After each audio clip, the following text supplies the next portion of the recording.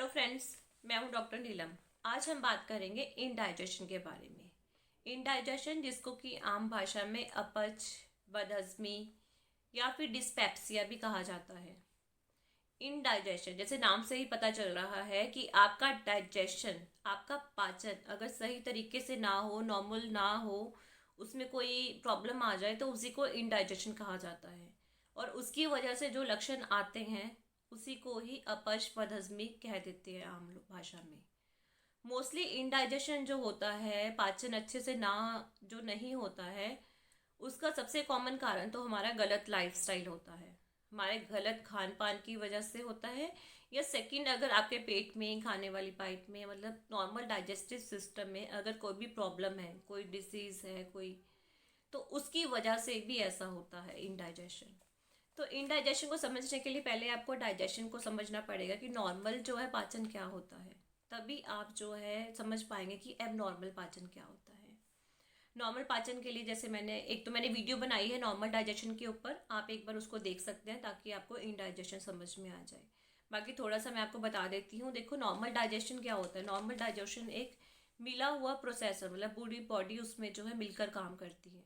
जैसे कि एक तो हमारा सोच, तो जैसे ही हम लोग सोचते हैं, हमारे जो डाइजेस्टिव सिस्टम है उसमें जूसी स्टार्ट हो जाते हैं जो पाचन में मदद करते हैं।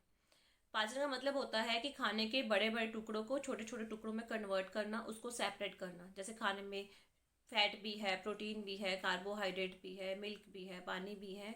तो इन सारी चीज़ों को सेपरेट कर देना, अलग अलग कर देना। फिर इन सब चीज़ों को सेपरेट करने के बाद जो जैसे शुगर है, तो शुगर में भी जो सबसे छोटे से छोटे में कन्वर्ट करना। जैसे कि मान लीजिए कि आपने पंजीरी खाई, उसमें बादाम है, काजू है, आटा है, घी है, चीनी, इन सबको सेपरेट कर दिया पेट ने। उसके बाद मान लीजिए कि बादाम है, तो बादाम भी जिस छोटी से छोटी चीज़ से मिलकर बना है उसको भी वहाँ तक कन्वर्ट करना। जिस एक छोटी इकाई से मिलकर बादाम बना है, अगर ये वहाँ तक पहुँच जाएगा तो आपका जो है वो ब्लड में एब्जॉर्ब हो जाएगा, न्यूट्रिशन बन जाएगा वो। दूसरा, कोई चीज़ अगर घी में जो घुलनशील है चीज़ें, वो ब्लड में नहीं जाती, पहले उसको इस लायक बनाना पड़ता है कि वो पानी में घुलना स्टार्ट हो जाए, मतलब वाटर सॉल्युबल बनाना पड़ता है। तो हमारा पेट जो है उसको वाटर सॉल्युबल बनाता है, तभी वो आपके खून में जा पाती हैं। तीसरा, अगर आपकी बॉडी में, जैसे आपके खाने में कोई बैक्टीरिया है, कोई टॉक्सिन्स है, कोई वायरस है, उसको जो है डिस्ट्रॉय करता है ये जूस से जो हमारे पेट में नॉर्मली बनते हैं। अब क्या होगा, जैसे जैसे जैसे मान लो कार्बोहाइड्रेट है, फैट है, प्रोटीन्स है, इनको डाइजेस्ट करने के लिए, पाचन के लिए अलग अलग तरह के एंजाइम्स होते हैं। मतलब इनको छोटी से छोटी इकाई में अगर कन्वर्ट करना है, टुकड़ों में, छोटे छोटे टुकड़ों में तोड़ना है, तो उसके लिए अलग अलग तरह के एंजाइम्स होते हैं। जो जैसे कि हमारे मुंह में होता है, पेटाइलिन है, अमाइलेस है। पेट में है आपका पेप्सिन है, और एंजाइम्स हैं। बाइल जूस है, छोटी आंत में हेल्प करता है। पेनक्रियाटिक एंजाइम्स है, लाइपेस है, अमाइलेस है, वो हेल्प करते हैं। और जो छोटी आंत खुद बनाती है जूसेस। तो जैसे जैसे खाना आपका डाइजेस्ट होता है, कुछ केमिकल्स, कुछ हार्मोन्स जो है ब्लड में रिलीज होते हैं, उसकी वजह से फिर आगे का स्टेप जो है फर्दर चलता है। और इसके लिए जैसे विटामिन्स है, उनका भी जो छोटे छोटे मिनरल्स हैं वो साथ में रोल प्ले करते हैं आपके डाइजेशन को हेल्प करने के लिए। तो ये नॉर्मल प्रोसेस होता है। अब क्या होगा, अब अगर मान लीजिए कि खाना है, जैसे ही हमने खाना खाया, एक फिक्स टाइम पर जूस रिलीज होता है हर सब में, मुंह में जैसे हमने सोचा रिलीज होना स्टार्ट हो गया। जैसे ही खाना खाया 1-2 मिनट बाद पेनक्रेटिक जूस रिलीज हो जाता है, पेट के जूसेस रिलीज होना स्टार्ट हो जाते हैं।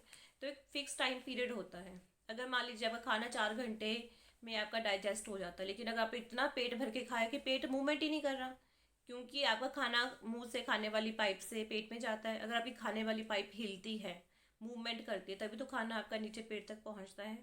फिर पेट उसको मूवमेंट करता है, अगर पेट आपका मूवमेंट करेगा तभी खाना अच्छे से मिक्स हो पाएगा। और जब खाना जो है डाइजेशन प्रोसेस कंप्लीट हो जाएगा तो पेट की मूवमेंट की वजह से पेट कॉन्ट्रैक्ट करता है, तभी वो छोटी आंत में जाता है। और फिर छोटी आंत में भी मूवमेंट्स होती हैं, उसकी वजह से ही जो है खाना आपका आंत में जो है मिक्सअप भी होता है और उसको आगे आगे भी जाता है खाना आपका। तो अगर आपने पेट भर खाना खा लिया और पेट में जगह ही नहीं है मूवमेंट्स की, तो खाना जो है पाचन नहीं हो पाएगा, अच्छे से डाइजेस्ट नहीं होगा। तो उसकी वजह से क्या है, पेट भरा भरा लगेगा। क्योंकि पेट आपने इतना ज़्यादा भर लिया है तो खाना आपका ऊपर खाने वाली पाइप में भी आने लग जाता है। जब पेट मूवमेंट करेगा तो खाना, क्योंकि इतना ज़्यादा भर लिया आपने, खाना खाने वाली पाइप में आ जाएगा। फिर आपको क्या होगा, फिर आपको जलन फील होगी, ऐसा लगेगा खाना ऊपर को आ रहा है। और जब खाना ऊपर को आएगा, जब पेट में इरिटेशन होगी खाने की वजह से, खाने वाली पाइप में इरिटेशन होगी, तो इसका सिग्नल मुंह में आएगा। मुंह में जो है एक्स्ट्रा पानी आना स्टार्ट हो जाएगा, सलाइवा जो है सिक्रीट होना ज़्यादा स्टार्ट हो जाएगा। तो इसीलिए अगर आपको खाना खाना है तो खाना भूख से हमेशा कम खाएं, ताकि पेट को जो है उसको मिक्सअप करने में, उसको डाइजेस्ट करने में टाइम मिल पाए। और दूसरा कारण है कि अगर फैट आप बहुत ज़्यादा खाते हैं, क्योंकि फैट की जो मेटाबॉलिज्म है, जैसे घी है, तो इसकी जो मेटाबॉलिज्म है, मैंने बताया कि छोटी आंत में ज़्यादा होती है, क्योंकि बाइल जो है लीवर बनाता है, पित्ते में आता है, वो छोटी आंत में आता है, वो फैट की डाइजेशन में हेल्प करता है। ऐसे पैनक्रियास के जो एंजाइम्स हैं छोटी आंत में आते हैं, वो फैट की मेटाबॉलिज्म डाइजेशन में हेल्प करते हैं। तो फिर फैट की जो मेटाबॉलिज्म, लेकिन अगर फैट आप खाते हैं पेट में, वो लंबे समय तक बना रहता है, क्योंकि फैट जो है गैस्ट्रिक के सिक्रेशंस को कम करता है। अगर आप ज़्यादा फैट खाएंगे तो पेट में जो जूसेस हैं जो खाने को पाचन करते हैं, वो धीरे धीरे सिक्रीट होंगे। इसीलिए हम जब ऑयली और फ्राइड खाना खाते हैं, हम कहते हैं हमारा पेट भरा हुआ, शाम तक हमें भूख नहीं लगती, क्योंकि खाना जो है लंबे समय तक पेट में भरा रहता है। इसीलिए अगर हम फैट वाला खाना खाएंगे तो डाइजेशन आपका लेट होगा। खाना बार बार खाना, अभी पहले वाला खाना आपका डाइजेस्ट नहीं हुआ, अच्छे से पाचन नहीं हुआ, आप दूसरी बार ऊपर से और खा लेते हैं, तो पेट कंफ्यूज हो जाता है कि पहले वाले जूसेस जो पहले वाले खाने को डाइजेस्ट करें, दोबारा और जूसेस रिलीज करें जो आपने बाद में खाना खाया है।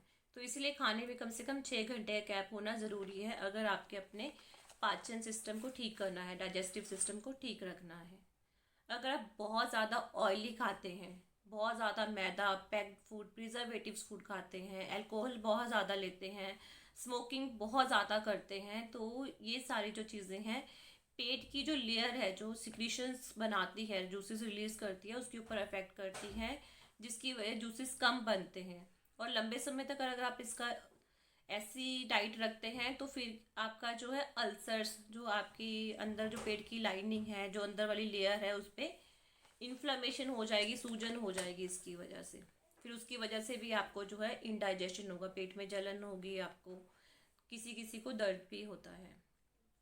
अब दूसरा कारण है कि अगर आपको पेट में कोई प्रॉब्लम है, या फिर खाने वाली पाइप में कोई डाइजेस्टिव सिस्टम से रिलेटेड अगर कोई प्रॉब्लम्स हैं और उसकी वजह से आपका जो है खाना अच्छे से नहीं पच रहा, लेकिन शुरुआत तो खैर डाइजेस्टिव सिस्टम की आपके गलत खान पान की वजह से, रॉन्ग लाइफस्टाइल की वजह से ही होती है। जैसे जो मैंने रीजंस बताए कि आप बहुत ज़्यादा खाना खाते हैं, बहुत फैटी खाना खाते हैं, ऑयली खाते हैं, फ्राइड खाते हैं, पैक्ड फूड खाते हैं, प्रिजर्वेटिव फूड्स खाते हैं, बहुत ज़्यादा मेडिसिन लेते हैं, अल्कोहल लेते हैं, स्मोकिंग करते हैं, तो ये सारे कारण जो है बेस रिस्क फैक्टर्स हो जाते हैं, जिसकी वजह से आपके डाइजेस्टिव सिस्टम में प्रॉब्लम्स आ ही जाती हैं। अब अगर प्रॉब्लम्स आ गई है तो उसकी वजह से जो इंडाइजेशन होता है, पेट में गैस्ट्राइटिस होने की वजह से, अल्सर्स होने की वजह से, या जो पेट की मूवमेंट्स हैं वो कम होने की वजह से, जैसे गैस्ट्रोपेरेसिस होता है, उसकी वजह से खाना आपका लेट डाइजेस्ट होगा, और खाना जो है वो इरिटेशन क्रिएट करेगा पेट की लेयर के ऊपर, अंदरूनी लेयर के ऊपर, जिसकी वजह से आपको इंडाइजेशन के सिम्टम्स आते हैं।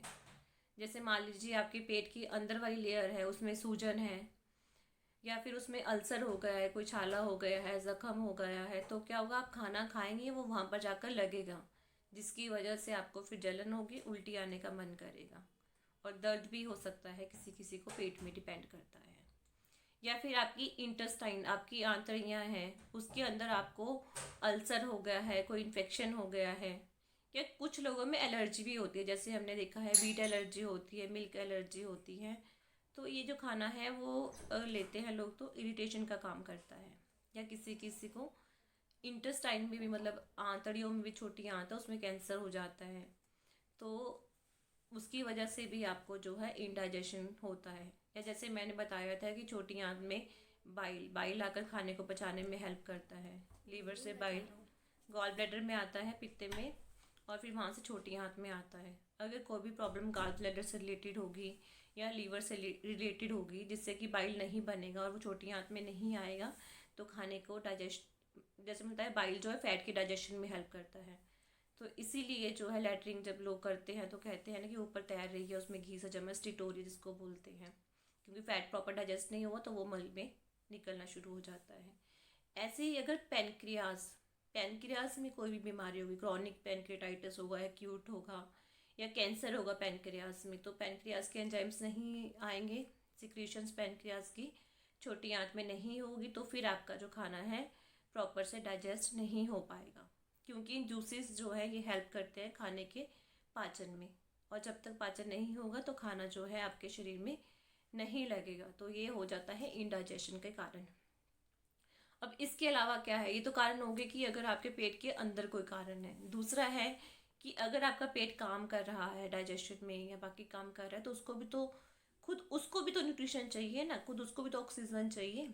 तो अगर ऐसा कोई कारण है जिसकी वजह से आपके पेट की या आपकी इंटेस्टाइन्स की ब्लड सप्लाई पे असर आएगा, जैसे कि हार्ट प्रॉब्लम में हो जाता है, किडनी में जैसे कि यूरिक एटिनाइन जो है ब्लड में टॉक्सिस इकट्ठा हो जाते हैं, तो इसकी वजह से क्या होगा, आपके डाइजेस्टिव सिस्टम के ब्लड सप्लाई के ऊपर असर पड़ेगा, उसको प्रॉपर ऑक्सीजन नहीं मिलेगी, न्यूट्रिशन नहीं मिलेगा, जिसकी वजह से धीरे धीरे करके आपकी एक तो मूवमेंट्स पे असर आएगा, जो आपकी आंतड़ियाँ हैं, जो पेट है, वो कॉन्ट्रैक्ट और रिलैक्स करते हैं, मूवमेंट करते हैं पेरिस्टल्सिस, तो वो नहीं कर पाएंगे, वो नहीं करेंगे, खाना अच्छे से मिक्सअप नहीं होगा और पाचन नहीं होगा।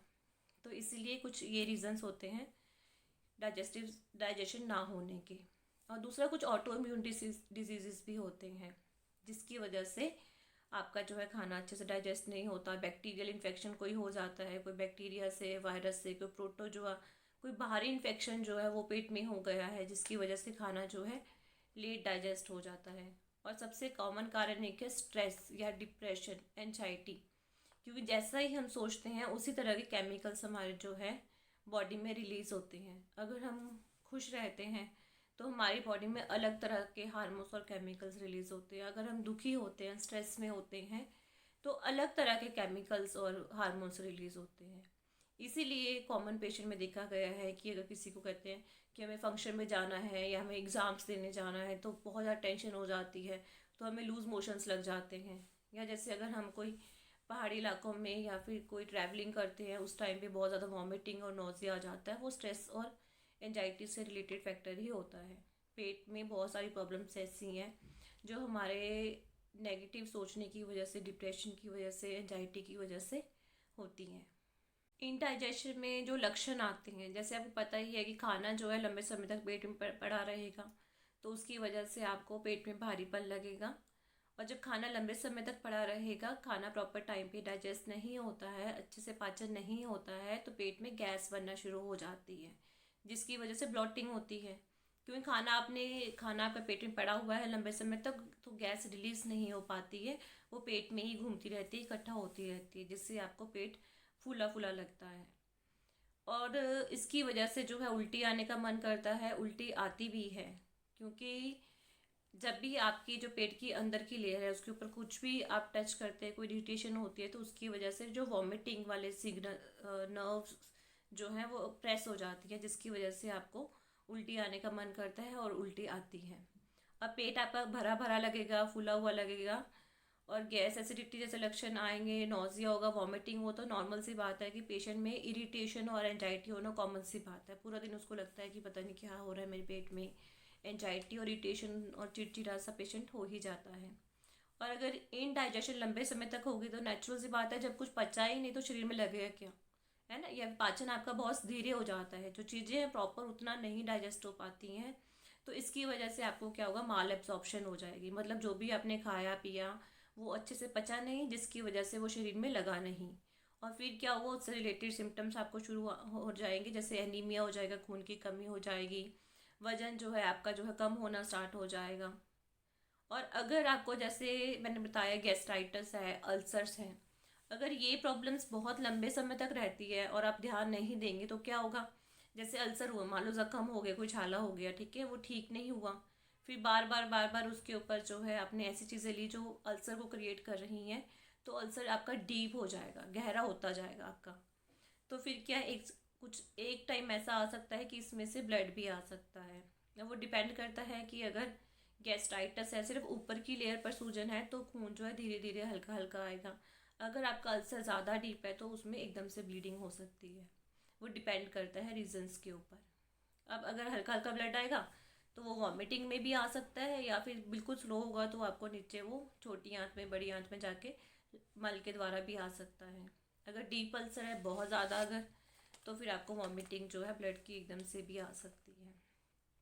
तो इसीलिए जो है, अगर आप अपना लाइफस्टाइल ठीक करते हैं, खाने की आदत को सुधारते हैं, एक्सरसाइज करते हैं, योगा करते हैं, खुश रहते हैं, पॉजिटिव सोचते हैं, जिस टाइम खाना खाते हैं बिल्कुल हैप्पी माइंड से, बिल्कुल पॉजिटिव माइंड से खाते हैं, तो जो है इंडाइजेशन की प्रॉब्लम नहीं होती है। खाना छोटा बाइट खाएं, चबा चबा के खाएं, और जिस टाइम खाना खाएं पूरा ध्यान अपना खाने के ऊपर ही फोकस करें। इधर उधर जैसे टीवी देख लिया, मोबाइल देख लिया, इस तरह ना करें। और जो है प्रॉपर कोशिश करें कि natural fruits, salads, green leaves, ऐसी चीज़ें ही आप लें। जूसेस ले लीजिए, नारियल पानी ले लीजिए, ड्राई फ्रूट्स आप ले सकते हैं लेकिन हाथ को भिगोकर सुबह ले सकते हैं। अगर ज़्यादा प्रॉब्लम है तो थोड़ा सा डाइट में चेंज करना पड़ेगा, अदरवाइज़ आप स्टार्टिंग में जो है अपना लाइफस्टाइल ठीक रखेंगे तो इंडाइजेशन की प्रॉब्लम नहीं होगी। तो ये था मेरा इंडाइजेशन का। अगर आपको मेरा वीडियो पसंद आए तो लाइक कीजिए, शेयर कीजिए, सब्सक्राइब कीजिए। नमस्ते।